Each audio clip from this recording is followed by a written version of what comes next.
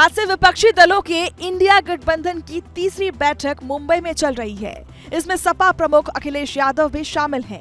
Meeting में Sapa UP की 80 लोकसभा सीटों के बंटवारे का प्लान पेश करेगी।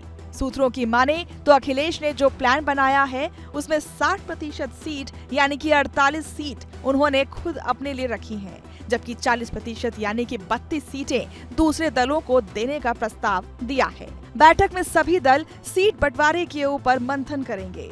बीते 3 दशक में उत्तर प्रदेश की सत्ता से बाहर कांग्रेस देश में इंडिया की अगुवाई कर रही है। कांग्रेस 1998 के बाद से यूपी की सत्ता में कभी नहीं आई। यूपी में कांग्रेस अस्तित्व बचाने की लड़ाई लड़ रही है। पिछले विधानसभा चुनाव में पार्टी का वोट शेयर 2.33% तक सिमट चुका है। ऐसे में अब इंडिया की सारी निगाहें सपा की ओर हैं। हालांकि बड़ा सवाल ये भी है कि क्या यूपी में सपा और कांग्रेस एक दूसरे से हाथ मिलाएंगे। इस पर राजनीतिक जानकारों का मानना है कि यूपी जीतने के लिए सपा और कांग्रेस को हाथ मिलाना ही होगा, क्योंकि यूपी में इंडिया कामयाब तभी हो सकता है जब सपा और कांग्रेस एक बार फिर से हाथ मिलाएंगे। यूपी में सपा इंडिया गठजोड़ की सबसे अहम और मजबूत कड़ी है। ऐसे में जाहिर तौर पर यहाँ अखिलेश के निर्णय प्रभावी होंगे।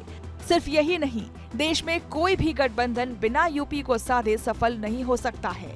2017 विधानसभा चुनाव की बात करें तो सपा और कांग्रेस का गठबंधन हुआ था। तब 403 सीटों में से कांग्रेस ने 105 सीटों पर चुनाव लड़ा था, जबकि सपा 298 विधानसभा सीटों पर चुनाव मैदान में थी।